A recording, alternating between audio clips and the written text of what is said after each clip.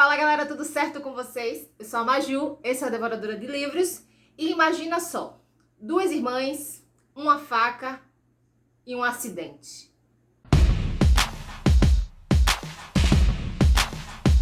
Então galera, tudo certo com vocês? Hoje é dia de falar do livro que ganhou o Prêmio Leia em 2018, que todos estão falando que é um livro que já nasceu clássico e que eu concordo, porque é o livro. Estou falando dele mesmo, famigerado, torto arado, minha gente. Vou botar aí a foto pra vocês. Cara, esse livro, ele é muito sensacional, tá? Mas antes de começar a falar sobre ele, o que eu achei, né? Vamos para o enredo geral da história, ok? Bom, o livro se passa na Bahia, lá naquela região da Chapada Diamantina. A Chapada Diamantina leva esse nome por causa da questão da mineração, dos diamantes, né? Então muita gente foi pra lá. O pessoal dizia que a galera ficava meio louca por causa dos diamantes, com aquele frisson, aquela coisa assim, de ter um diamante, de mudar de vida, de ficar rico. Então a galera ficava meio, né? Louca. E aí a gente vai ter a história das duas irmãs, né, que são as irmãs que estão na capa do livro, né, que é baseado numa obra de arte, né, as duas irmãs lá, que serviu para fazer a segunda capa do livro, né. Então vai falar sobre a história dessas duas irmãs, que é a Belonísia e a Bibiana, tá? Elas são filhas do Zeca Chapéu Grande e da Salu. O livro começa, elas ainda pequenas, e aí elas acham uma faca numa mala da avó delas, né? A avó sempre mexia naquela mala e tal, tem um apreço muito grande por aquela mala, pelas coisas que tem dentro daquela mala. E aí elas acham essa faca. E nos momentos seguintes, depois de achar essa faca, acontece um acidente entre elas duas, com as duas, né? Acontece um acidente e muda completamente a vida delas. A gente tem uma diferenciação muito grande entre essas duas irmãs. Elas, depois desse acidente que acontece, né, elas passam a ser ainda mais próximas, porque meio que uma passa a complementar a outra, mas a gente vê que são pessoas completamente distintas. Então a gente tem a Bibiana, uma mulher que ela é mais política, ela tem sonhos de sair de lá, de onde ela cresceu, ela tem sonho de ser professora, ela quer ver o mundo, sabe? Ela tem esse pensamento mais assim.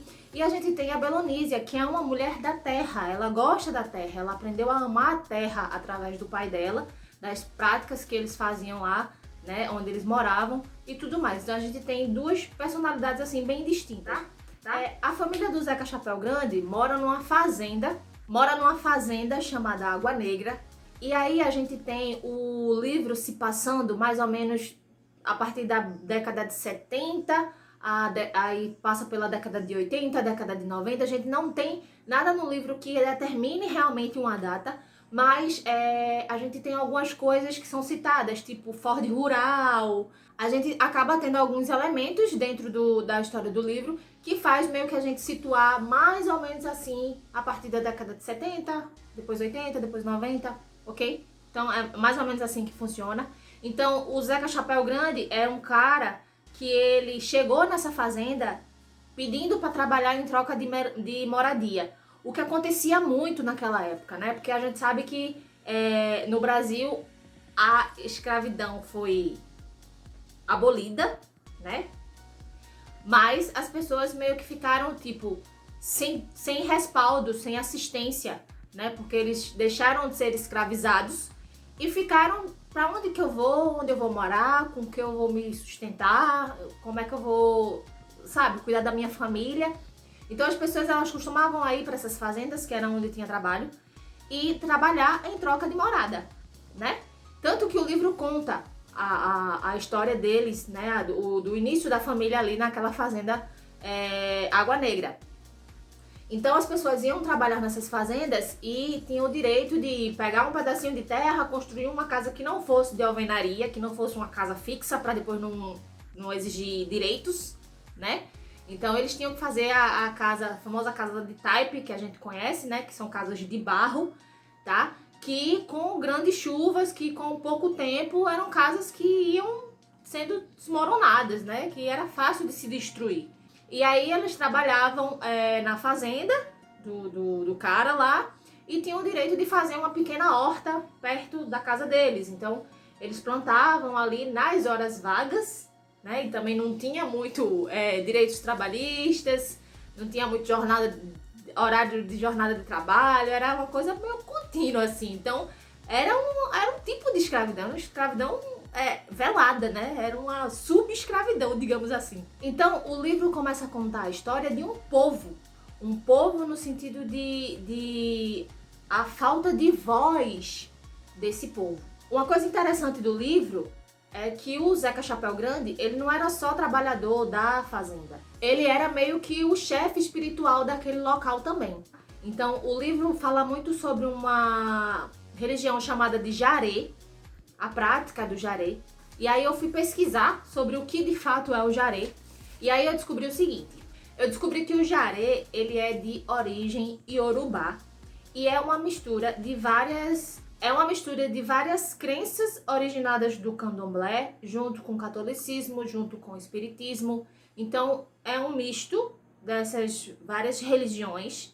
No livro, muitas entidades são citadas, tá? E essas entidades são chamadas de encantados. Então, o Zeca Chapéu Grande, ele era uma pessoa que chamam de cavalo. Era onde as entidades montavam, né, para aparecer para as pessoas, para falar com as pessoas. A gente tem alguns encantados que são citados no livro, como Santa Bárbara, a gente tem a Yansan, a gente tem o Velho Nagô, a gente tem o Tupinambá e a gente tem uma outra encantada que ela é citada vagas vezes, assim, poucas vezes no decorrer da história, mas que no final ela tem um papel, assim, muito grande dentro da história. Então, assim, a gente vê muito no livro a história desse povo, as crenças desse povo. Então a gente tem um livro que, na minha opinião, é muito completo, tá? A gente começa pela história já, o incidente que acontece com a Bibiana e com a Belonísia, mas depois a gente vai entrando em momentos atrás na história deles, a gente vai entendendo como o Zeca Chapéu Grande chegou naquela fazenda, por que ele foi para aquela fazenda. A gente acaba entendendo mais sobre a avó da Bibiana e da Belonísia, né? Que é uma figura também muito importante no livro. E é justamente com a faca dela que acontece o incidente, né? Entre as duas irmãs. Então a gente tem muito sobre a crença deles, né? Como que eles vivem dentro dessa religião que eles praticam, tá? É um livro muito, muito intenso. E aí eu vou dizer a vocês o que foi que eu achei do livro e eu vou fazer um alerta agora aqui para spoiler. Porque não é a minha intenção dar spoiler, mas vai assim que alguma coisa que eu fale você considera spoiler. Então, tá? Eu vou deixar aqui piscando, eu acho, em algum lugar, tá? Possíveis spoilers. Eu vou tentar fazer de tudo para não dar spoiler, tá, gente? Então vamos lá. A primeira questão é que o livro, ele é dividido em 3 partes, né? Então a gente tem fio de corte, torto arado e rio de sangue. O interessante é que em cada uma dessas 3 partes, a gente tem um ponto de vista e elas se complementam. Então, a primeira parte é do ponto de vista de uma pessoa.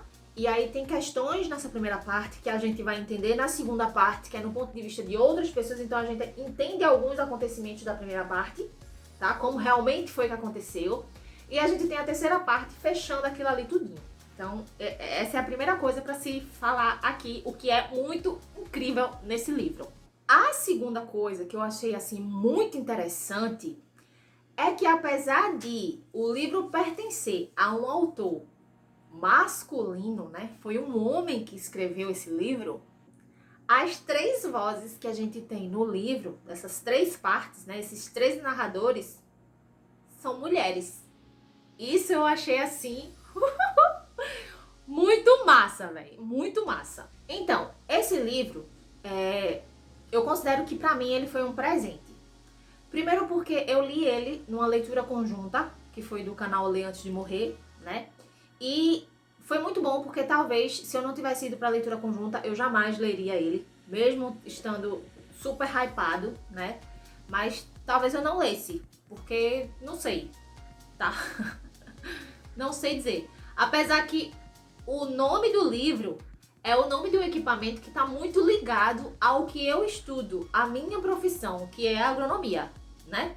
Então, torto arado nada mais é que um arado, uma coisa que a gente usa, um instrumento que a gente usa para arar a terra, preparar a terra para o plantio, tá? E o livro fala de um arado que ele é torto, porque ele tá velho, porque ele já foi muito usado, entendeu? Então, pra mim, faz uma alusão muito assim, tipo, se eu pegar um arado bom, eu vou arar a terra, vou preparar minha terra, vou deixar ela da forma certa para receber a semente, ou as mudas, tá?